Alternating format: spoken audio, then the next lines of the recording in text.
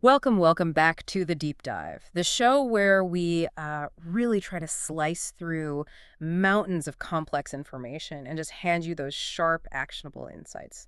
You know, the stuff you need to be truly well-informed. Today, we're embarking on a journey that might sound, well, a little taxing. Sorry, had to do it. No, nice one.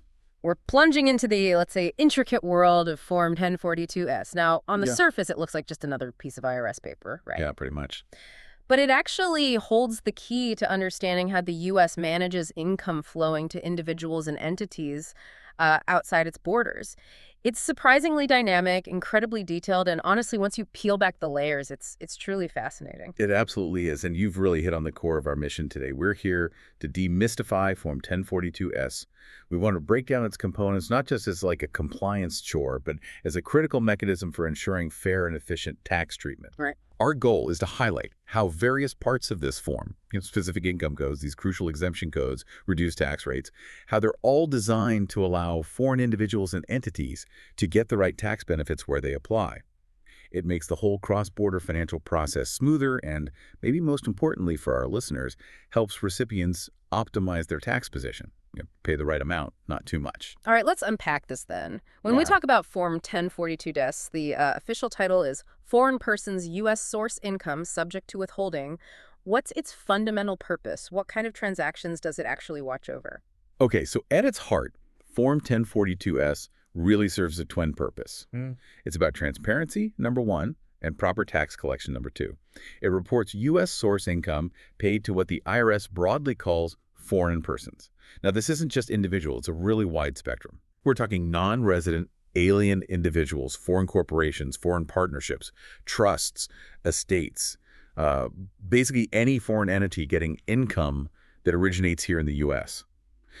Think of it like the IRS's detailed ledger for money earned on American soil that then, goes across borders. Oh, ledger, I like that. Yeah, but it's not just about reporting the income itself. It also meticulously details amounts withheld under two key chapters of the U.S. tax code.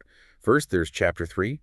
That's the long-standing framework for withholding tax on income paid to non-residents and foreign corporations. And second, Chapter 4, which most people know as FT, so the Foreign Account Tax Compliance Act. Ah, yes, FTA. Right. FT is really about making sure U.S. taxpayers aren't hiding assets offshore, and it imposes withholding on certain payments going to non-participating foreign financial institutions. But what's truly interesting, especially for our discussion on, let's call it tax efficiency, is that the form specifically requires you to report applicable exemptions. Exemptions, okay. Yeah. If Chapter 4 withholding didn't apply to a U.S. source FDAP that's fixed or determinable annual or periodical income payment, you actually need to state why. So this means the form isn't just a taxing document, it's also a record of why certain income isn't taxed at the default rate.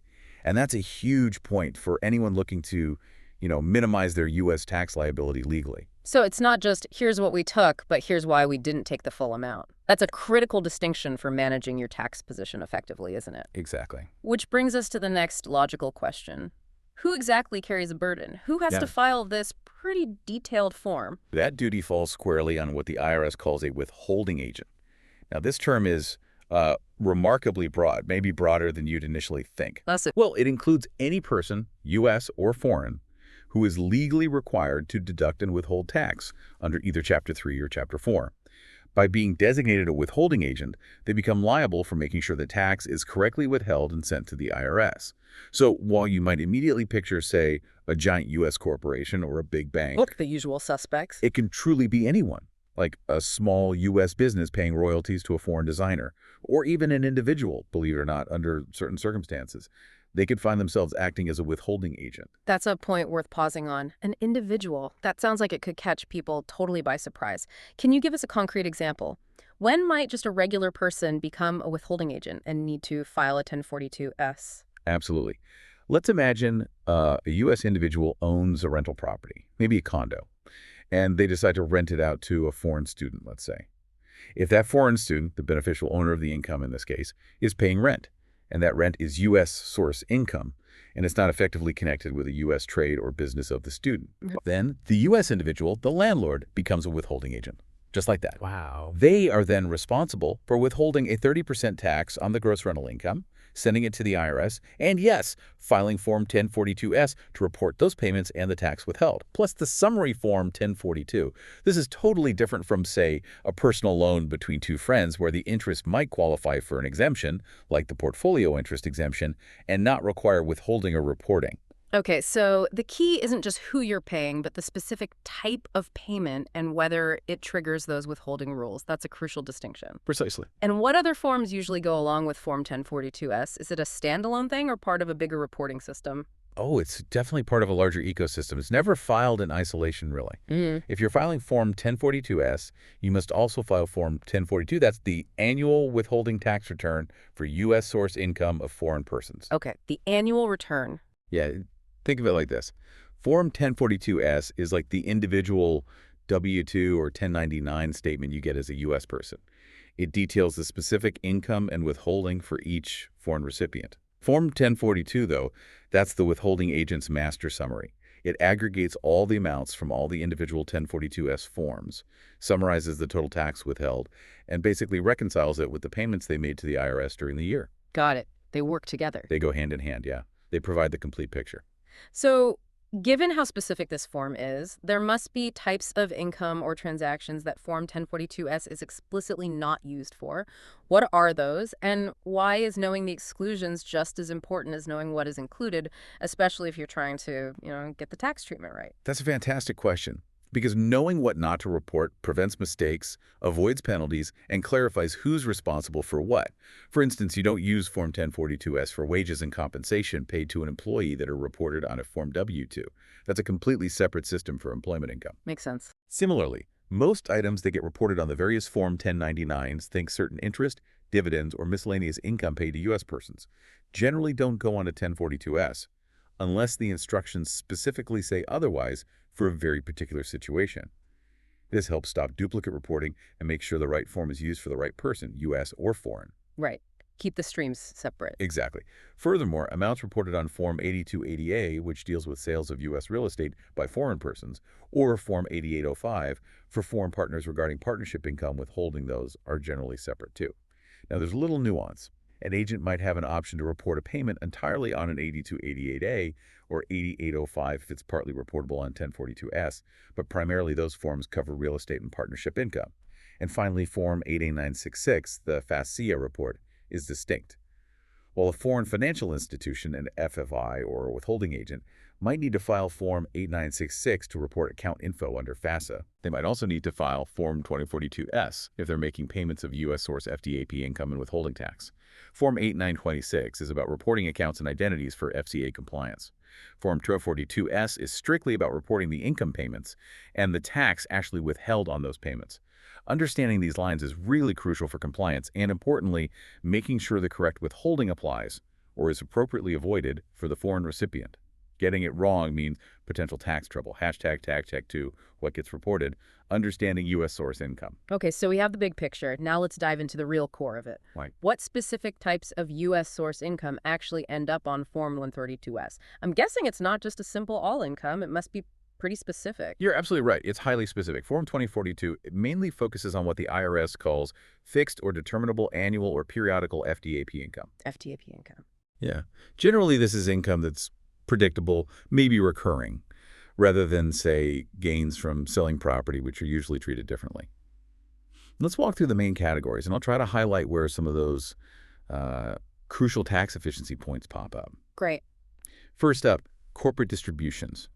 Now, this is broader than just your standard dividends. The entire amount of any corporate distribution, whether it's actual cash or a deemed distribution. What's a deemed distribution? Good question. It means it's treated as a distribution for tax purposes, even if no cash actually changes hands right then. Maybe due to a corporate reorganization or something similar. Ah, okay. So an entire amount has to be reported, even if you estimate that only part of it is actually a taxable dividend. But here's a key insight for recipients thinking about their bottom line. Distributions that are properly treated as gain from a stock redemption are generally not subject to withholding.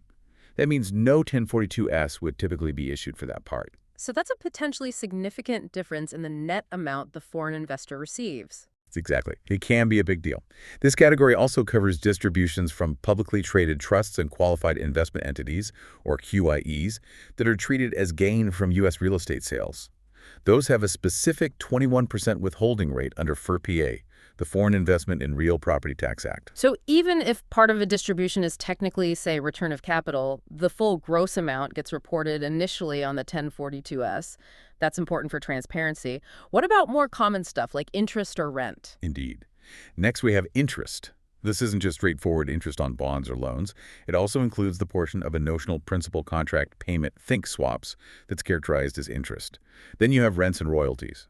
Pretty standard FDAP income types, usually subject to 30% withholding unless a treaty applies. Now, when it comes to compensation for personal services, there's a really important nuance here that can directly translate into, well, significant U.S. tax savings. If it's for independent personal services performed in the U.S., like a consultant, it's generally reportable. But for dependent personal services, think regular employment income, salaries, it's only reportable on Form 1042-S if the beneficial owner is claiming treaty benefits to reduce or eliminate the U.S. tax. So if they don't claim treaty benefits, it would likely be on a W-2 instead. Usually, yes, or subject to regular payroll withholding. But this is an aha moment for our listeners. It highlights how actively using an income tax treaty can directly influence whether income even needs to be reported on a 1042-S. And often, claiming the treaty benefit reduces the withholding to zero. Wow. So providing that proper documentation like a Form W-8BN claiming treaty benefits isn't just about paperwork. It's a direct path to optimizing your tax position, keeping more of your earnings. That's a perfect example of how these form details can lead to real financial benefits for the recipient. Less tax withheld up front. What about more unusual income? Annuities, gambling winnings. Yep, annuities, pension distributions, and other deferred income are also on the list. And here's a genuinely surprising one that often catches people off guard. Gambling winnings. Most gambling winnings reported under Income Code 28 are indeed reportable and subject to that 30% withholding. Okay. However, and this is where it gets really interesting, especially maybe for some high rollers listening, proceeds from wagers placed in specific traditional casino games, think blackjack, baccarat, craps, roulette, or the big six-wheel, are not reportable on Form 1042-S. Wait, really? Not reportable at all? Not on Form 1042-S. Surprising insight here. Imagine a foreign visitor winning millions at a Vegas casino playing roulette. Those specific winnings, typically not reported on a 1042-S and therefore not subject to U.S. withholding at the source. That is wild. It is. It's a direct, maybe niche, but significant form of tax efficiency embedded right into the tax code for specific types of gambling. It distinguishes them from, say, a U.S. lottery payout to a foreigner, which would be reported and withheld upon. It just shows how hyper-specific U.S. tax law can get. That's truly unexpected. It really underscores the granularity. What other, maybe less common, but still important income types make it onto this form? We also have cancellation of indebtedness income. So if a debt is forgiven, that can be income. It's reportable unless the withholding agent is totally unrelated to the debtor and genuinely didn't know the facts leading to the cancellation. Then there's effectively connected income, or ECI. This is income that is, or is presumed to be, effectively connected with a U.S. trade or business. ECI, right? ECI amounts are reportable on 1042-S even if no withholding certificate is technically required because the income is going to be taxed on a net basis anyway. Now here's a critical nuance for tax efficiency. While regular bank deposit interest paid to a foreign person is usually exempt from 1042-S reporting, it's reportable if it's classified as ECI or otherwise specifically designated. ECI from publicly traded partnerships, PTPs, distributed to foreign partners, or amounts realized when they sell their PTP interest, those are also reported here. Key insight for foreign business owners. ECI is generally taxed at graduated rates, just like a U.S. person's business income, on a net basis. That means a recipient can deduct ordinary and necessary business expenses against this income. Which is huge compared to the alternative. Exactly. It's a significant tax advantage compared to the flat 30% gross withholding rate that applies to many other FDAP income types, where you get no deductions. So proper ECI classification, which often requires getting a U.S. taxpayer ID number, can drastically cut your actual U.S. tax bill. Big savings potential there. We also include notional principal contract income if the payer knows or presumes it's ECI. That gets Income Code 32. The actual cash paid is what's reported. And for certain insurance premiums from U.S. sources that have cash value, those are also considered withholdable payments needing a 1042-S. Okay, so Beyond those core categories, are there even more specialized income types that this form captures? It feels like they've thought of everything. It really does feel that way sometimes. The level of detail is quite expensive. Take dividend equivalents under Internal Revenue Code Section 871 meter. Dividend equivalence Yeah. sounds It complex. can be. These are basically payments tied to or contingent on U.S. source dividends, often arising from derivatives or structured financial products. A key nuance here, which can seem a bit odd, is that there might be a payment for reporting purposes, Hmm. even if no actual cash changes hands at that moment. Yeah. This covers things like substitute dividends using Income Code 34 or 53. It covers dividend equivalents from combined transactions under Code 56 and all other dividend equivalents under Code 40. This area is complex and definitely requires careful attention. Another specific item is the guarantee of indebtedness. Amounts paid for guarantees issued after September 27, 2010 get reported using Income Code 41. We also have specified federal procurement payments. These are subject to a special withholding under Section 5000C, a unique rule mainly affecting certain government contractors. And then we have publicly traded partnerships, or PTPs. These operate under very specialized, often very complex rules. A nominee, like a broker, holding a PTP interest for a foreign person is themselves treated as a withholding agent. Depending on what kind of payment it is, a Section 1446A distribution, a Section 1446F amount realized from a sale, or maybe undetermined income, you'll use income codes 27, 57, or 58. The implication for the foreign partner is significant. These payments are subject to intricate withholding rules. The rate can vary quite a bit, and it directly impacts the net amount they actually receive. Understanding these codes and the underlying PTP rules is absolutely crucial for foreign partners to avoid overwithholding and calculate their U.S. tax correctly. That's an absolutely exhaustive list. Given all these categories, all these specific nuances, what happens if a single recipient gets, say, multiple types of income, or income subject to different tax rates? How does one form handle that complexity? That's an excellent question, and it really speaks to the precision and granularity built into the form. The general rule is meticulously clear. A separate Form 1042-S is required for each recipient A&D, each income type paid to that same recipient. Okay, one form per income type per person. Exactly.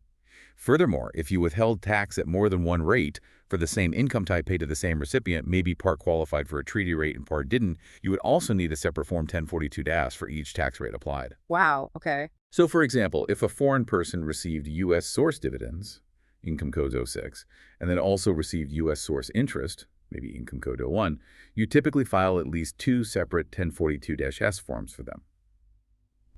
This level of detail ensures crystal clear clarity for the IRS, obviously, but maybe even more importantly for the recipient.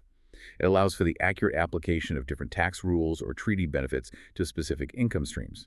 It gives this highly detailed picture of each individual income flow and exactly how it was taxed. That's critical for foreign persons later when they need to claim credits or refunds. #3. What doesn't get reported and why it matters for your tax position.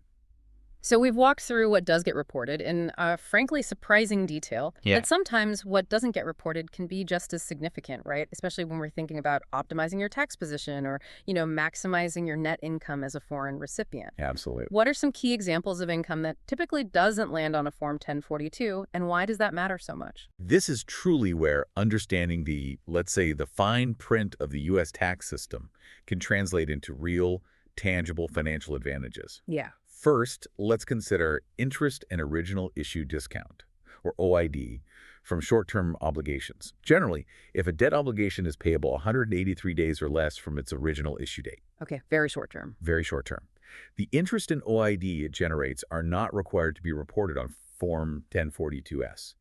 The main exception is if it happens to be deposit interest paid to certain non-residents that is classified as ECI or otherwise specifically reportable. But for most short-term debt, key insight for short-term investors. For a foreign investor, this means income from very short-term U.S. debt instruments often isn't subject to U.S. reporting and therefore isn't subject to U.S. withholding at all. This can make them a more tax-efficient way to park cash short-term compared to longer-term investments that might trigger withholding. Less paperwork, less tax hassle. So for foreign investors needing liquidity or just looking for short-term plays, certain U.S. short-term debt could be strategically more tax efficient. That's a really practical takeaway. What about other types of interest? Are there other exemptions? Precisely. Another category is registered obligations targeted to foreign markets. Historically, interest on these types of bonds, if they qualified as portfolio interest, was often not subject to 1042-S reporting if it was paid to, say, a financial institution or a clearinghouse that provided the right certifications. This was a deliberate policy choice, really, to encourage foreign investment in U.S. debt without imposing U.S. tax burdens. Uh-huh. However, it's vital to know the rules evolve. Reporting is now generally required for interest paid on any registered obligation issued after December 31st, 2015, regardless of whether it was specifically targeted to foreign markets. So that historical exception is largely gone for newer bonds. Good to know. Things change. They definitely do. Similarly, for bearer obligations targeted to foreign markets, you generally don't file Form 1042-S for interest, not subject to withholding if a Form W-8, the Certificate of Foreign Status, isn't required. Again, there's a nuance. Withholding is now generally required for interest on bearer bonds issued after March 18, 2012. The broader point here is that these specific rules for registered and bearer bonds were about striking a balance. The U.S. government needs info, but it also wants to facilitate foreign investment without excessive tax hurdles. It sounds like a lot of these exclusions hinge on very precise definitions and, crucially, those specific dates of issuance you mentioned. So the bottom line for our listeners is that understanding these exemptions is fundamental for foreign persons to manage their U.S. tax obligations effectively, right? And maximize their net income. You've absolutely hit the nail on the head. The importance of understanding what doesn't get reported or withheld cannot be overstated if you're trying to optimize your tax position. It means grasping exactly where your U.S. tax obligations are minimized as a foreign person. And just to be clear, this isn't about tax evasion or anything illicit. Right, it's about following the rules. Exactly. It's about navigating the IRS's established categories for non-taxable or non-reportable income and making sure you're not paying tax that isn't actually required by law. Key insight for recipients. The bedrock, the absolute foundation for unlocking these exemptions and making sure that income not meant for U.S. tax actually avoids it, is providing proper documentation. The W-8 forms. Typically, yes. Submitting an accurate Form W-8-BEN, or maybe a W-8-BANE for entities, or another form in the W-8 series, to the withholding agent. This simple act can lead to substantial financial benefit for the recipient. It ensures they receive the full, or at least the most optimized, amount of their U.S. source income. It just allows for a smoother, more efficient flow of capital across borders because there's certainty about the tax treatment. Okay, so we've dissected the purpose of 1042-S and the kinds of income it covers. Now let's turn to the actual players in this intricate tax dance. Specifically, who is filling out this form and whose information goes where. Let's start with the withholding agent's identity. That's boxes 12A through 12I on the form, right? That's right. The withholding agent is the entity, or sometimes, like we discussed, maybe even an individual, that makes the payment and is responsible for withholding the tax. Their details are absolutely crucial for IRS tracking and accountability. This section demands their full name, their address, their employer identification number, IIN, and importantly, if they're a financial institution operating under FATSA, their Global Intermediary Identification Number, or GIN. Okay, IN and GIN. Yeah. And beyond just basic ID, it's mandatory to report both their Chapter 3 and Chapter 4 withholding agent status codes. These codes tell the IRS what kind of agent they are. For example, a typical U.S. bank making payments would probably use Chapter 4 status code 01. It's also worth noting, maybe for universities or government bodies listening, U.S. government entities or tax-exempt organizations might use Chapter 3 status code 41. This categorization gives essential context about the agent and their specific duties. And here's a small but, I think, significant detail, offering a direct line for the recipient. For U.S. source deposit interest paid to individual foreign recipients, the withholding agent must include a direct contact phone number on the copies of the form given to the recipient. Oh, that's helpful. Yeah, it allows for direct inquiry, which can be invaluable if the recipient has questions about their statement or needs help pursuing a tax credit or refund later. That transparency is vital. Okay, now let's talk about the recipient's identity. This looks like the most detailed section, spanning boxes 13A through 13L. This is where the foreign person's info goes, and I imagine precision here is absolutely paramount for them to get the right tax treatment, especially for saving tax. Precision is everything here. Box 13A, the recipient's name, must be complete and accurate. Critically, if the recipient's name is truly unknown, which hopefully doesn't happen often, Right. the form actually instructs the agent to use unknown recipient. Now, this is a situation foreign recipients should try to avoid at all costs. Why? Because payments to an unknown recipient automatically trigger the default 30% withholding rate. Yeah, which almost always leads to overtaxation if a lower rate or an exemption should have applied. So getting that name right is step one. Box 13B needs the country code, the country of claim tax residency. If, maybe by mistake, a U.S. person got a 1042S, you'd put U.S. here. The foreign address usually goes in boxes 13C and 13. Now, boxes 13E and 13 for the U.S. TIN, taxpayer ID number, and the GINN, these are incredibly important for maximizing tax efficiency. A U.S. TIN is often required for claiming ECI status, for most treaty claims unless a very specific exception applies, and for certain exempt orgs or qualified intermediaries. Key insight for recipients. Provided the U.S. TIN is frequently essential for a foreign person to claim credits for tax already withheld or to pursue a refund for any overpayments, it directly impacts their net financial outcome. A GIN is critical for FATCA compliance, especially for foreign financial institutions getting payments. Then boxes 13A and 13G, the recipient's Chapter 3 and Chapter 4 status codes, categorize the recipient's tax status. This directly dictates the withholding rules. There are specific codes for categories like artists or athletes, Code 22, or, unfortunately, that unknown recipient, Code 21, if you don't have proper documentation. And what about these pooled reporting codes I see mentioned? That sounds like it could really simplify things for big financial intermediaries handling tons of accounts. It absolutely does, and it's a massive benefit for them. Pooled reporting codes are mainly used by large financial intermediaries, think qualified intermediaries, QIs, withholding foreign partnerships, WPs, and withholding foreign trusts, WTs. Instead of filing an individual 1042S for every single underlying account holder they represent, which could be thousands, Right, nightmare. they can aggregate and report for pools of recipients. For instance, they might report a withholding rate pool for Chapter 3 purposes, grouping everyone subject to, say, a 15% treaty rate, or maybe a non-participating FFI pool for Chapter 4. This significantly simplifies the compliance burden for the initial U.S. withholding agent. One form can cover many recipients. However, it effectively shifts the responsibility for accurate individual distribution and specific tax treatment down to that intermediary. So the intermediary takes on the detailed work. Exactly. While it simplifies things for the U.S. payer, the intermediary handles the individual reporting to its own clients or underlying beneficiaries. Also in this section, Box 13I is for the Foreign Tax Identification Number, or FTIN. That's required for certain treaty claims if the recipient doesn't have a U.S. TIN. Box 13J is a limitation on benefits, LOB code. This is vital for entities claiming treaty benefits. Its significance ties directly to tax efficiency. The LOB code ensures that only legitimate entities, those meeting specific anti-treaty shopping rules, actually benefit from reduced treaty rates. It stops abuse and makes sure those tax savings go where intended. Prevents treaty shopping. Got it. Precisely. Box 13K, the recipient's account number, is required for financial institutions reporting to their direct account holders. This reinforces the rule. 1 1042-BES per account for the same income type for the same owner. And finally, Box 13I asks for the recipient's date of birth for individuals, if it's available. Just helps with clear identification. Okay, so those are the identities of the agent and the ultimate recipient.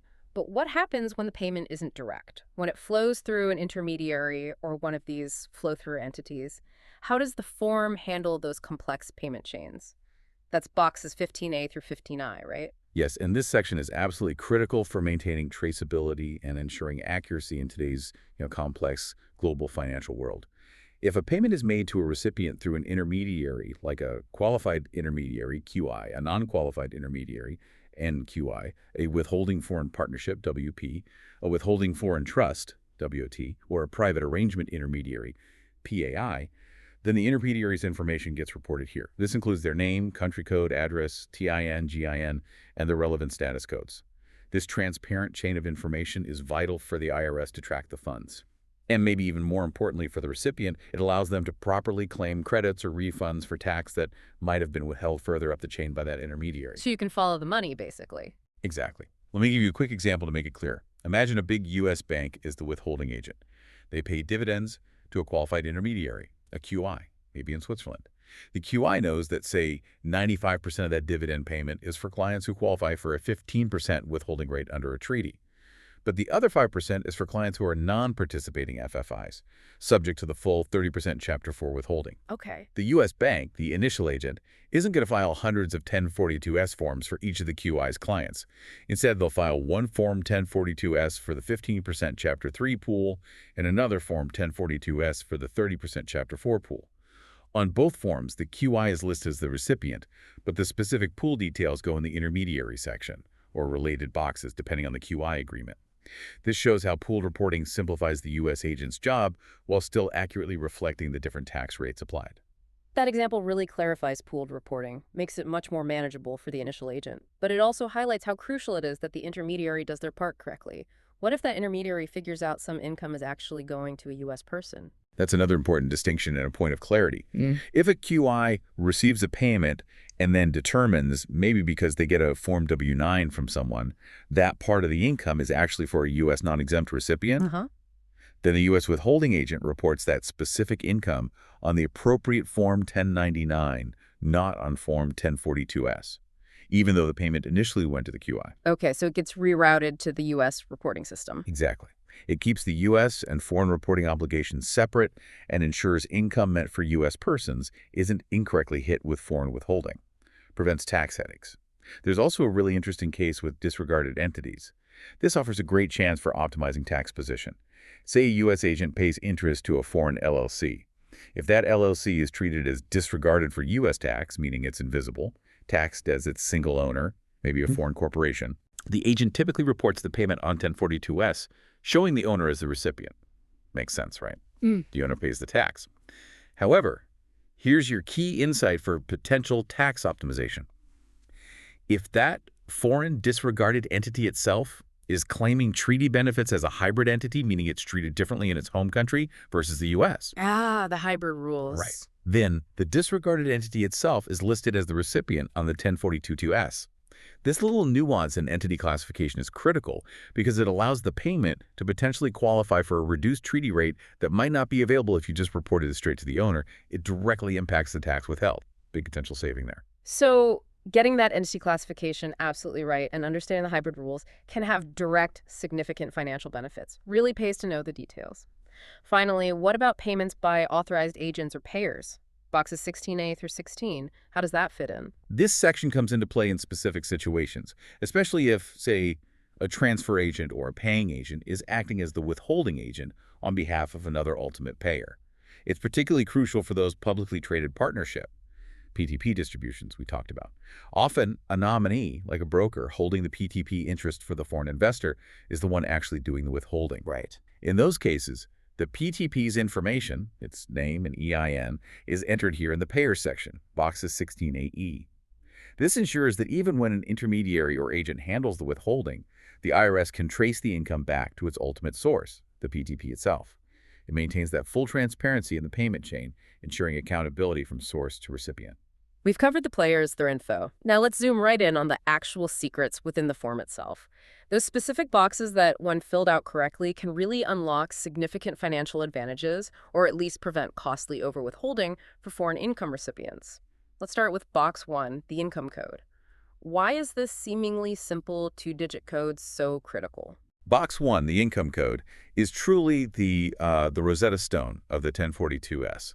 It's just 2 digits, but it precisely tells the IRS what specific type of income is being reported. And that code dictates the entire tax treatment that follows. For example, 06 is for dividends. 28 is for most gambling winnings. They'll remember our little casino exception earlier? Right, the roulette winnings. Exactly. 34 or 53 are for substitute dividends. 56 for those complex dividend equivalents. 41 for payments on debt guarantees. And as we said, a separate 1042-S is needed for each distinct income type paid to a recipient. This income code is what differentiates them. It ensures each income stream is correctly subjected to its unique tax rules, or, crucially, to its specific treaty benefits if applicable. Getting this code wrong. That can lead to incorrect withholding, compliance headaches, basically problems you don't want. Makes perfect sense. It's the foundation. And box 2, gross income, that seems pretty straightforward. Just the total amount paid, right? Any catches? It seems straightforward, but yeah, there are vital details. Box 2 is where you put the total gross amount paid, always in whole dollars. Critically, this amount must include any tax that was actually withheld from the payment. And a key technical point, this box cannot be zero. If you're filing a 1042-S, there has to be some gross income reported.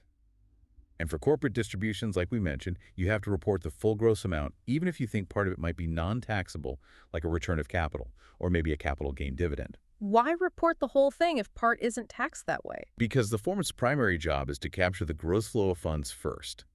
The precise taxability of different portions is either determined later by the recipient when they file the return, or it's indicated by other specific codes and rates elsewhere on the form, like exemption codes or treaty rates.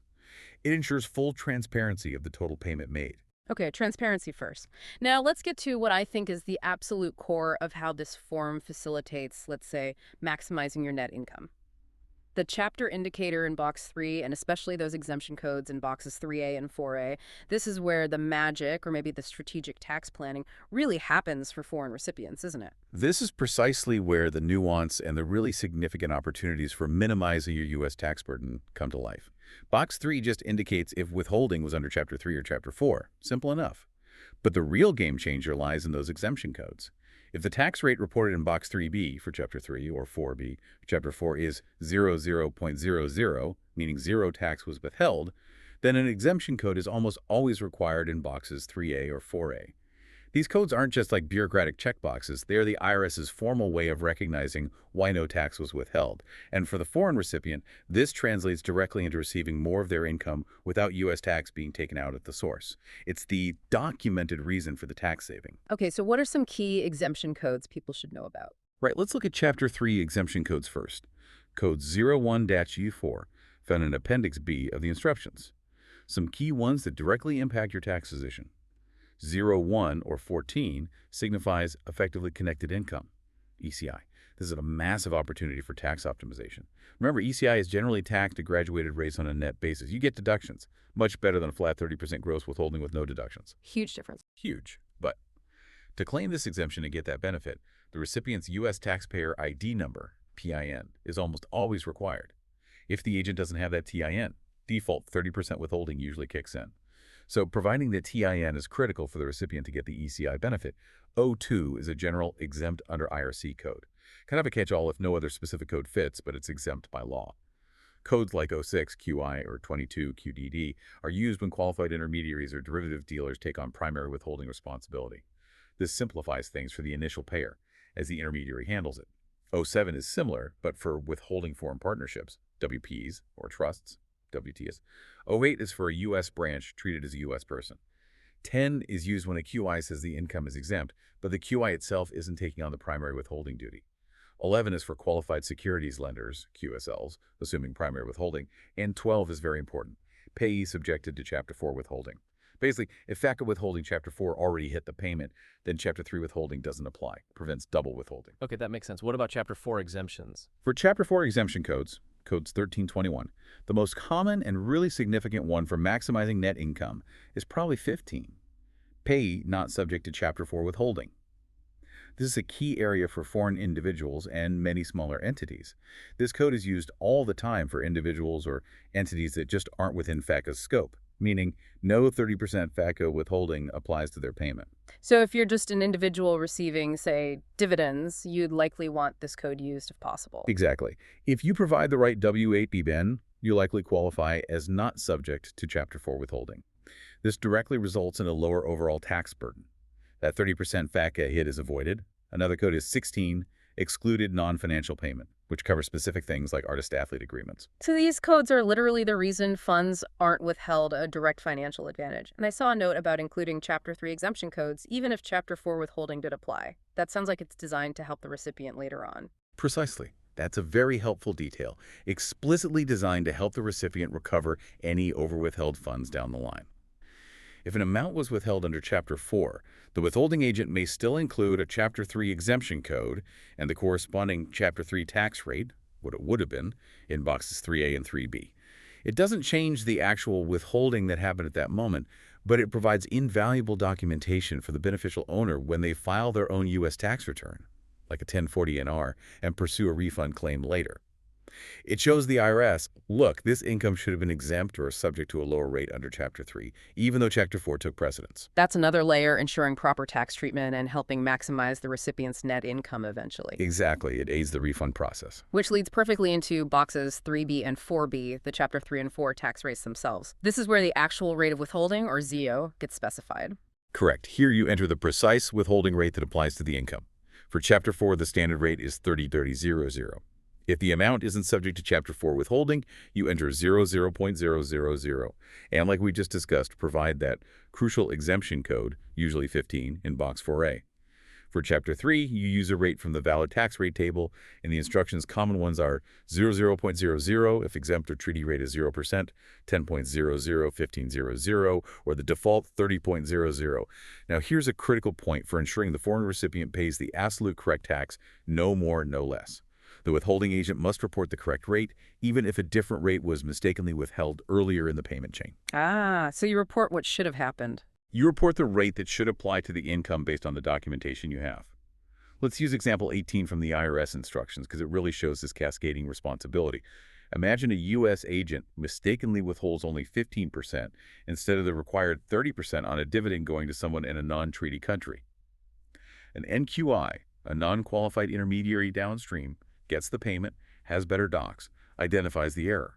The NQI must then withhold an additional 15% to make up the shortfall. Okay, they fixed the mistake. Right. And on their 1042Ss for the final recipient, the NQI would report the total effective rate of 30.00 in Box 3B. They'd show their own 15% withholding in Box 7A and report the primary agent's initial 15% withholding in Box 8. Listener takeaway. This shows how the system is designed to self-correct. For the recipient, even if the first agent messed up, this transparent reporting ensures they have the docs to prove the correct tax liability and pursue refunds if needed. This meticulous detail is fundamental for getting to the most optimized tax position. That's a great illustration of how multiple layers work for accuracy and fairness. Are there any other boxes that directly contribute to reducing the amount of income subject to withholding, not just the rate? Yes, absolutely. Boxes 5, withholding allowance, and 6, net income, are specifically designed for that purpose. They create a direct path to reducing the tax base itself. These boxes are only used for specific income codes, though. Think scholarships, code 16, compensation for services, 17-18, teaching 19, studying 20, or certain artist-athlete earnings, 42.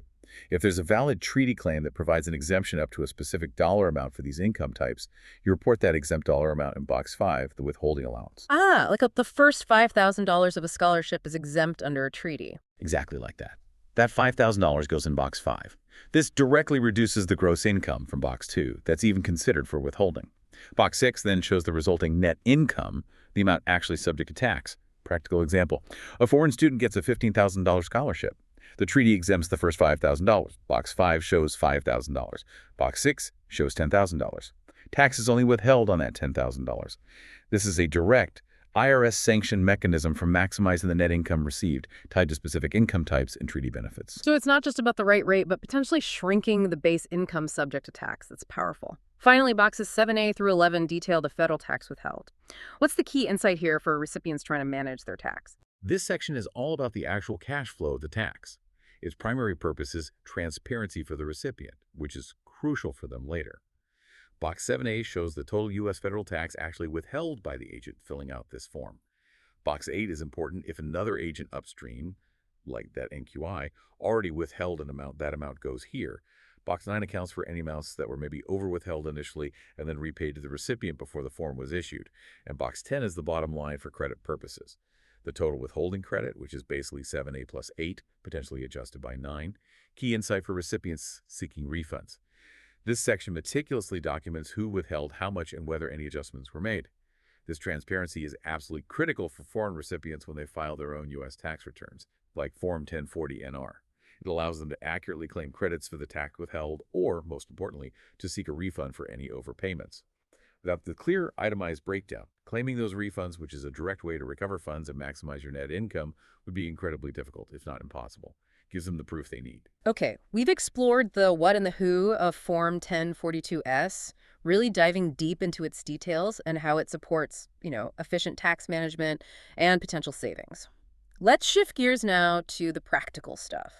When, where, and how do these forms actually get filed? And just as importantly, what happens if something goes wrong? Because I imagine with this level of detail, the consequences for withholding agents if they mess up could be pretty significant. They absolutely can be. The stakes are quite high, which is why that meticulous attention to detail we've been talking about is just crucial at this filing stage. Let's start with the filing deadlines. Both the individual Forms 1042S and that summary Form 1042 we mentioned must be filed with the IRS. and furnished to the recipient by March 15th of the calendar year following the year the income was paid. March 15th, got it. So for income paid anytime in 2023, the forms are due March 15, 2024. Simple enough. If March 15th lands on a weekend or a holiday, the deadline automatically shifts to the next business day. But that deadline is firm, and missing it starts the penalty clock. And where do these actually get filed? Are we talking stacks of paper in the mail, or is it all electronic now? Well, for where to file paper forms, if you're still filing paper, copy A of Form 1042-S gets sent to the IRS, along with Form 1042-T. That T form is the transmittal summary. It's important to note you actually need a separate Form 1042-T for each different type of 1042-TS you're sending. So if you have different income codes or different withholding rates requiring separate PIN 42-S forms, you might need multiple PIN 42-Ts. A bit fibbly. Can be. The other copies B, C, and D, those are the ones you have to provide to the recipient. And this is a crucial point for the recipient's ability to maximize their net income later. All copies, the ones sent to the IRS, copy A, and the ones given to the recipient, B, C, D, must match perfectly. Absolutely identical. Exactly. Any discrepancies, even small ones, can cause huge delays when the recipient files their U.S. tax return. It can even lead to the IRS disallowing their claim for a credit or refund for the tax withheld. So accuracy at the filing stage directly protects the recipient's ability to get back any overpaid tax. That's a strong incentive for the agent to be meticulous, knowing it hits the recipient's wallet if they mess up. What about electronic filing then? Is that the standard now? Yes, the electronic filing requirement is now very broad. It's mandatory if a withholding agent, and unless they're an individual, a trust, or an estate, files 10 or more information returns of any type during the year, not just 1042-S, but 1099s, W-2s, etc., combined. Okay, 10 or more total. Right. And furthermore, if you are a financial institution, U.S. or foreign, you must file electronically, period. Doesn't matter how many returns you have.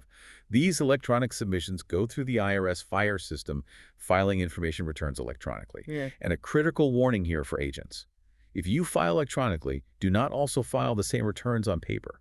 Duplicate filing is a common mistake and can trigger penalty notices. You want to avoid that hassle. Right, don't double up. If for some really valid reason you genuinely cannot meet the electronic filing requirement, you can try applying for a waiver using Form 8508. But you need to submit that at least 45 days before the due date, and getting a waiver isn't guaranteed. They expect most businesses to file electronically now. So electronic is definitely the default, strongly encouraged or required. Mm-hmm. What if, despite best efforts, you realize you just can't hit that March 15th deadline? Are there extensions available? Can you get some breathing room to avoid those penalties? Yes, thankfully there are extensions, but you have to ask for them proactively. You don't just get them automatically. To request an extension of time to file Forms 10042-S with the IRS, you file Form 8809. This typically grants an automatic 30-day extension. If you realize you still need more time after that, you can submit a second Form 8809 before the first extension runs out. So there's potentially a bit more time available there. Okay, that's for filing with the IRS. What about getting copies to the recipients? Good question. That's a separate extension process. If you need more time just to furnish the copies to the recipients, you file Form 15397. This is usually done by fax. It provides a one-time 30-day extension specifically for getting those copies out. But your request has to be received by the original March 15th deadline for furnishing. So 2 different forms for 2 different extensions. Good to know. Exactly. One for the IRS, one for the recipients. Need to manage both if necessary. Okay. What about protecting the recipient's sensitive info on the copies they get? Things like social security numbers or ITNs. Is there a privacy aspect? Absolutely. That's where truncation of TINs comes into play. To protect privacy, withholding agents are allowed to truncate or mask the recipient's U.S. TIN, whether it's an SSN, ITN, or EIN, or their foreign TIN, FTIN, on copies B, C, and D, the copies going to the recipient. How does that work? You basically replace all but the last 4 digits with asterisks or X's. So an SSN might look like XXXXX1234 on the recipient's copy. This is a really important privacy measure.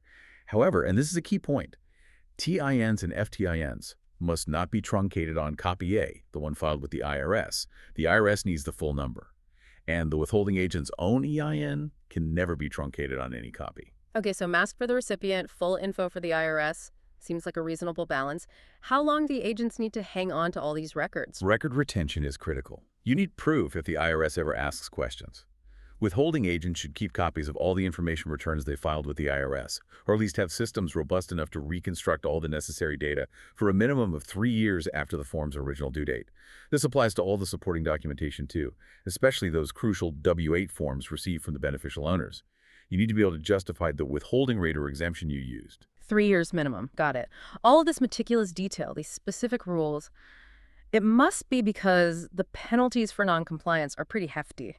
This seems like where precision really pays off, or, well, costs you heavily if you get it wrong. The penalties are indeed substantial. They serve as a very powerful incentive for accuracy and timely filing. For late filing of a correct Form 1042-S with the IRS, the penalties are tiered.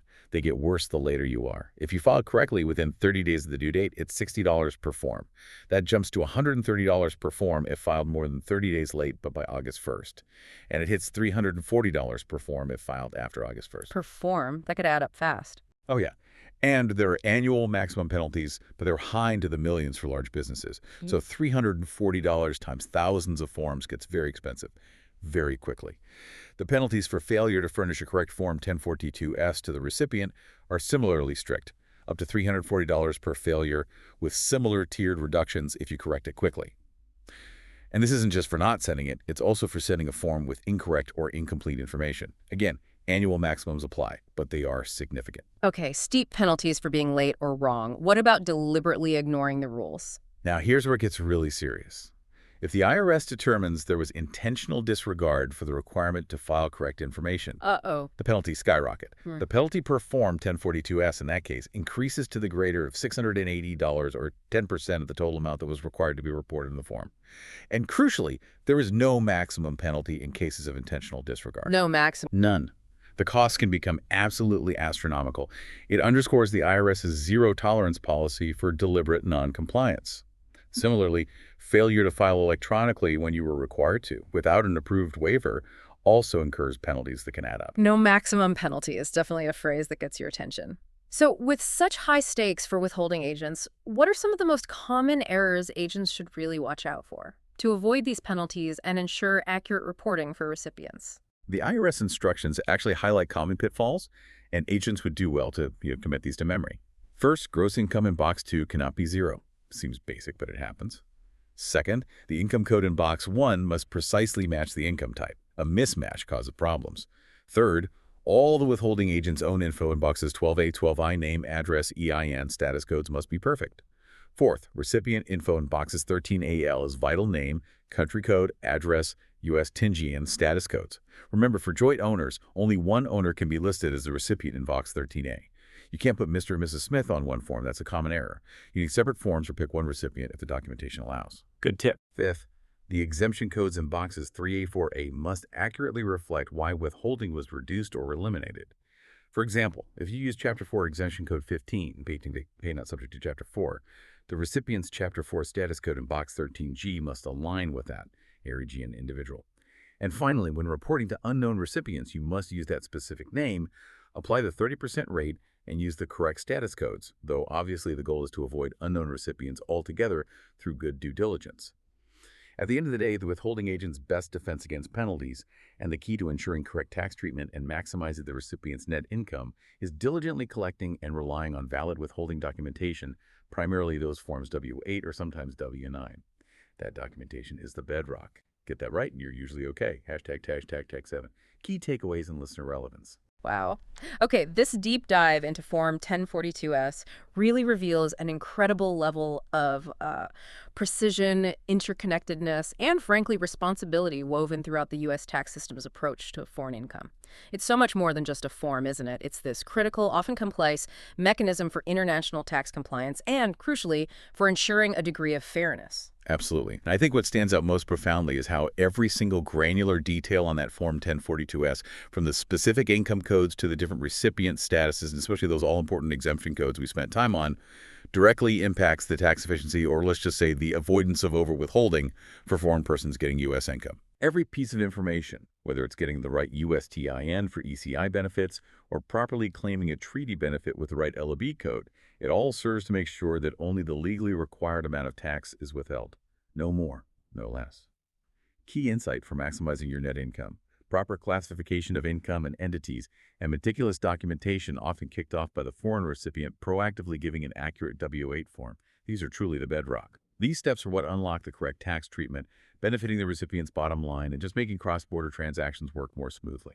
It's really about achieving both compliance and the optimal tax treatment in this complex global financial world. And for you, our listener, our learner, understanding these intricate details hopefully provides some really valuable insight into the actual mechanics of the global financial system, how cross-border money flows are tracked and taxed.